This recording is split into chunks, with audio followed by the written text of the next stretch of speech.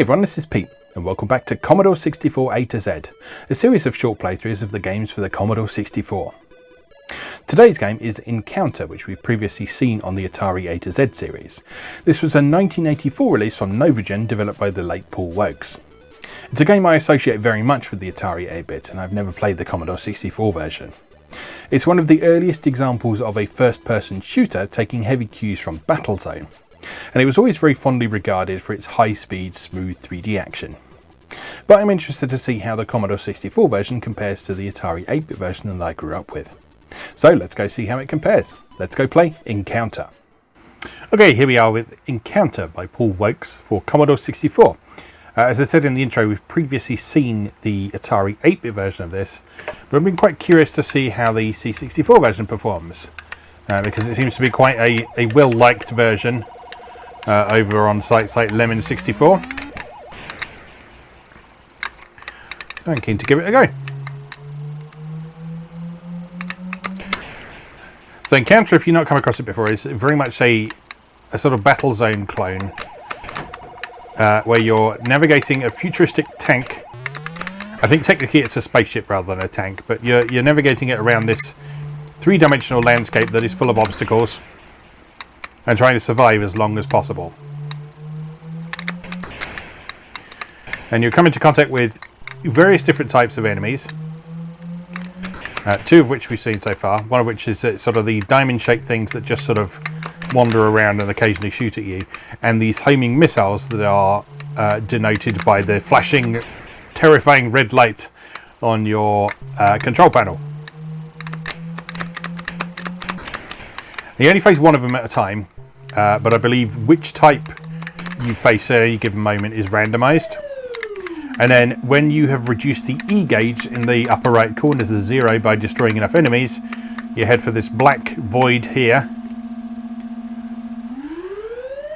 And that allows you to head into hyperspace for the next level. So while you're in hyperspace, you need to dodge all of these blobs. Oh no! And if you fail to dodge all of the blobs, then you have to do the level again.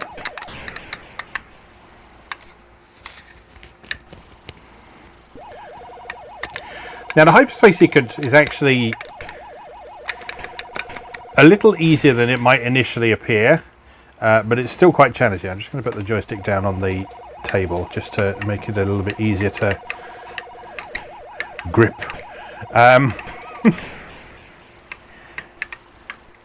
But it's still pretty challenging. The temptation in the hyperspace sequence is to... Uh-oh. No, get away. The temptation in the hyperspace sequence is to imagine that you're actually operating in a 3D space and that moving left and right is actually turning you. When it's not that at all, you don't have to keep facing the correct direction at all. All you need to do is move from side to side and avoid the incoming scary things.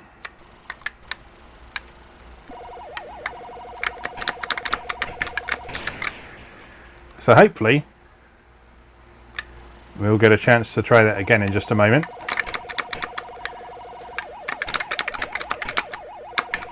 So the lights on the control panel, if you're wondering, the red one we've already seen shows that there's come here. It shows that there's a missile inbound. The yellow one means that there is one of the just sort of normal enemies around, and the blue one indicates that one of the normal enemies is shooting at you.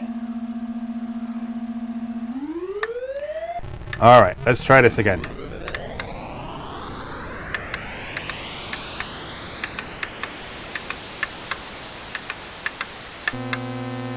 I think a key thing to do in this sequence is to...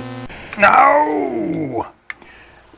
Don't try to be too fancy with it, because it's very easy to just sort of think, oh, I'll weave through these tiny gaps and that'll be easy. No, you want to head for the bigger gaps, so you got more room to maneuver.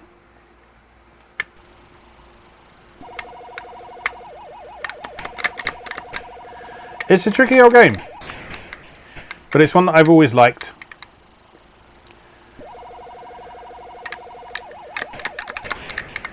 And it's good to see that the Commodore 64 version holds up quite nicely.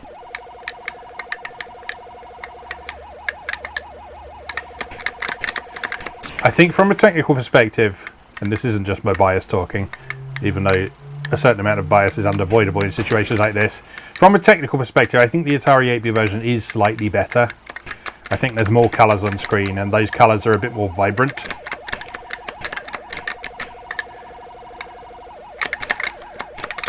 Because the poor old C64 is always limited a bit by its slightly drab colour palette. So like if you compare the Atari version of this to what we're playing now, just things like the colour of the lights on the control panel, they're much brighter and more vibrant on the Atari version. Oh, see now the blue light's on because they're shooting at us.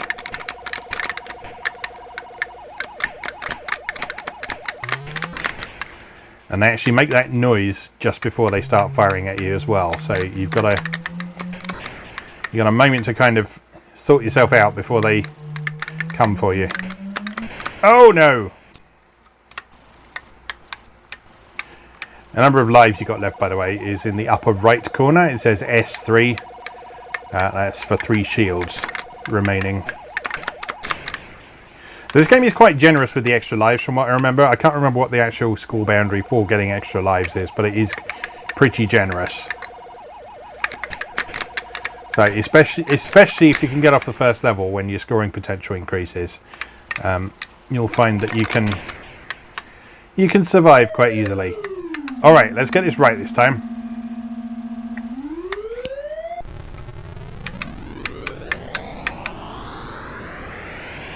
Right, aim for some nice big gaps.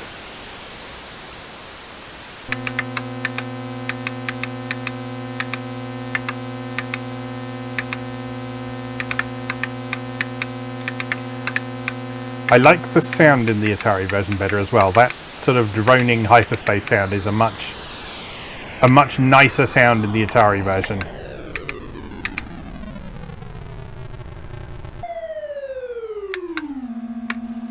We've done it!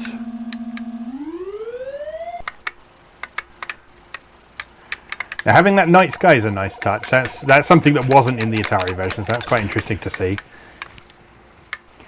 The different levels did change colour in the Atari version, but they didn't. We didn't have like a star field in the sky. Where are you? There you are.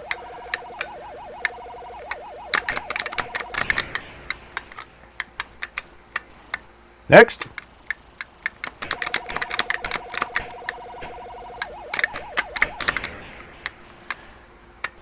I think again on the sound front, I think the sound effects on the Atari version for the explosions are just a bit meatier as well.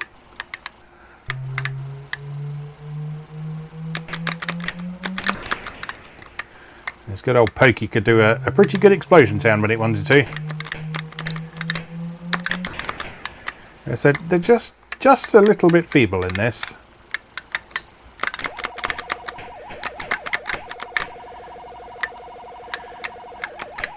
Like I said, I don't want to sound like I'm being too down on this version because I know this is a fondly regarded version of Encounter. I just thought it'd be interesting to compare. Ooh, God. I just thought it'd be interesting to compare to the version that I grew up with and know a lot better, and see what the different experience was like between the different platforms. And that's always an interesting thing to do with stuff from this era, because the capabilities of the different home computers at the time were so radically different from one another. The different games can sometimes have very different feels to each other. Different versions of the same game, I should say. Obviously, different games have a different feel to each other. That's the very nature of them. But yeah, what I mean is different platforms' version of the same game, such as what we're looking at here, can feel markedly different between platforms. And sometimes they can feel very similar as well. On the whole, this is fairly similar to Atari 8-bit Encounter. I said there's just some aspects of presentation that are different between the two versions, and I think on the whole, I prefer the Atari version. It's not necessarily... I think it might be slightly better from a technical perspective, actually. I think there's just more colours on the screen in the Atari version.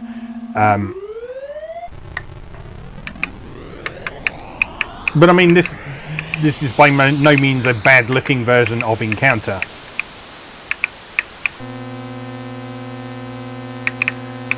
Okay. Getting into a rhythm with this now. Whoo! Easy now.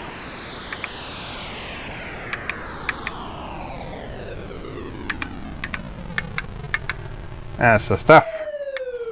Into level 3, if you please. Alright, who's next for a killing? You, sir, come here. Come here. Thank you. Next. Oh, you dodged. How dare you dodge?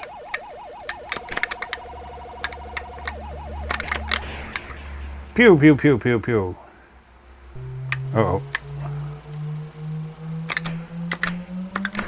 I'm glad that those things are still authentically terrifying in this version. Oh, I reversed into his shot. That was most foolish. Next. Hello. Where are you? There you are.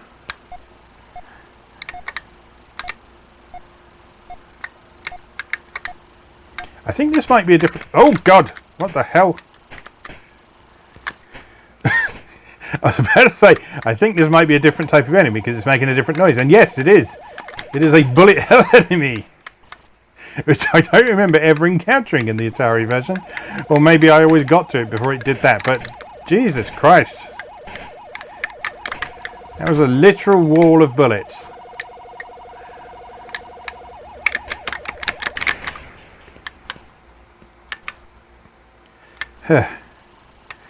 Right. I have you now. Yes, I do. Yeah. Oh. Thank heavens this thing has a good reverse gear. Oh no. Don't you do that again. I didn't like what you did last time. It wasn't very nice. Phew.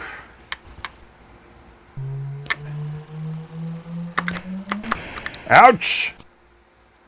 It's alright, it's fine. We're doing fine. Still got plenty of shields. Only a few more enemies to dispatch on this level.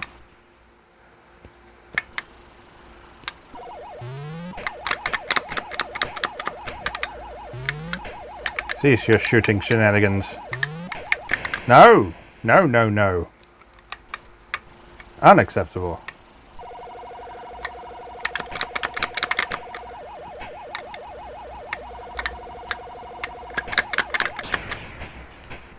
One more. Oh no, it's one of them.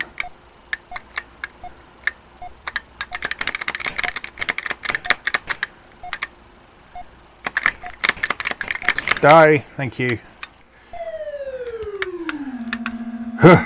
Right. Oh, missed.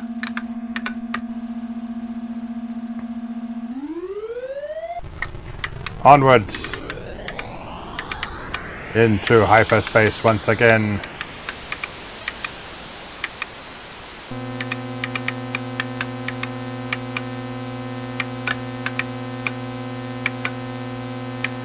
I miss hyperspace. There's not enough games that let you go into hyperspace these days.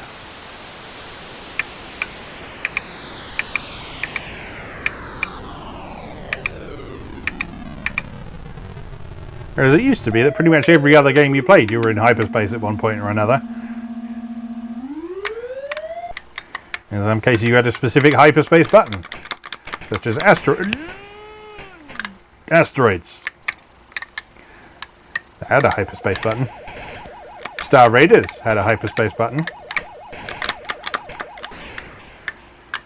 God, these bullet patterns are getting surprisingly intense. And I don't like it. Nah.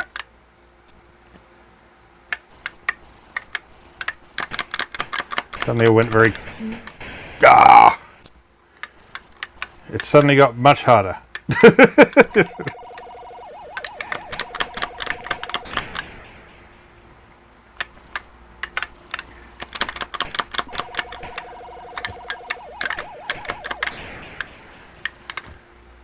Nice. Next. Oh no. I don't like the beepy things. They make me uneasy.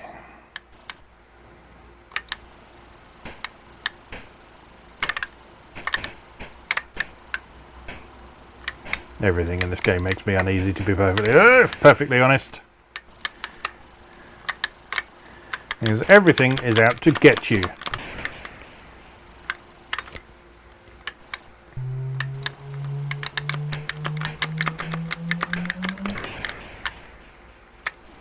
Some things more actively than others.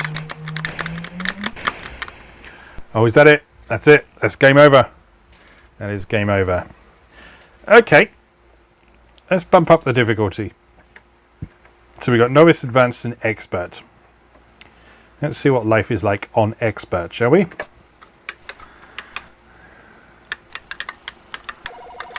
Oh, it's faster. Like, significantly so.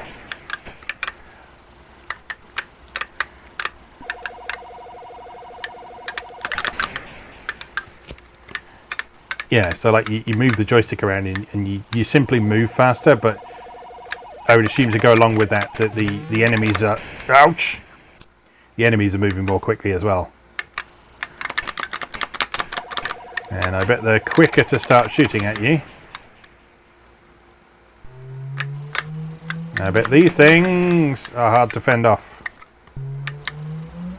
Oh, God! Didn't even have time to turn and face that one.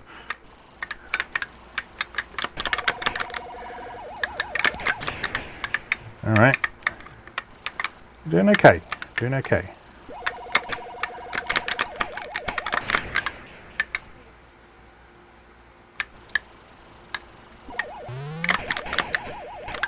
If I can finish a single level on expert mode, including hyperspace, I'll be satisfied. I'm not looking forward to seeing how difficult the hyperspace sequence is, though, because I suspect that's going to be a nightmare.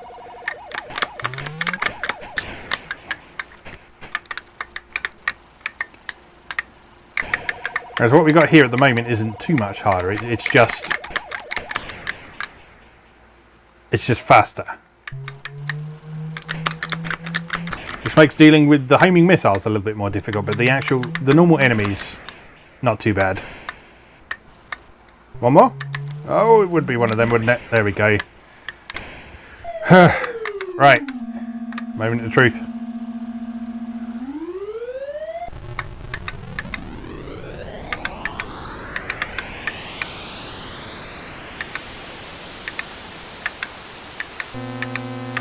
Oh no! It's going alright. It was going alright. Now I've got to do all of that again. If anything, I feel like the sort of charge sequence at the start of the hyperspace section was going faster then.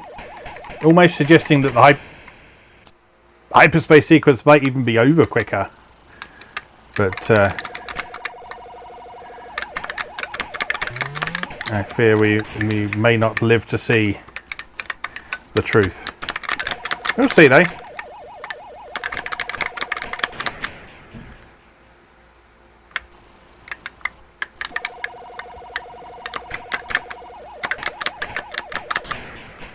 So I don't know if it's my imagination, but I feel like we're getting fewer points. Which is an interesting way of adding difficulty. Because that not only does that make it harder to attain high scores, it also means that it's more difficult to get extra lives. Which is interesting because high difficulty levels on a lot of arcade style games typically give you more points as a reward for taking on that harder difficulty level.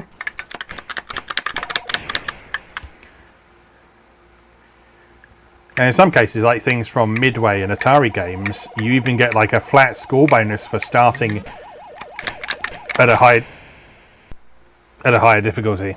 But that's all over. Anyway, that is Encounter for Commodore 64 by the dearly departed Paul Woakes, who is sadly missed for his many, many wonderful contributions to 8 and 16-bit gaming in particular. He also worked on things like Legends of Valor as well, which is one of the early impressive real-time 3D RPGs that we've previously covered on the Atari ST A to Z series. So yes, Paul Woakes, sadly missed, but he left us with some fantastic, wonderful games, of which this was one of them. Yeah, I think I do still prefer the Atari version to that, but that's a perfectly solid, competent version of Encounter. So if for whatever reason you've only got access to a Commodore 64 or you only want to play on Commodore 64, this is a perfectly good way of playing Encounter. But if you have the means of doing so, I would encourage you to check out the Atari 8-bit version as well, because that's wonderful. That's simply wonderful. There's an ST version as well that's pretty good. But I feel like it almost lost some of its charm in the move to 16-bit. The fact that this was running on 8-bit platforms is what made it cool and impressive. And by the time the 16-bit platforms came along, it almost felt like, well, of course Encounter can run on a 16-bit platform. But anyway, that may just be me, and I'm rambling now. So let's leave that there for today. As always, thank you very much for watching, and I'll see you again next time.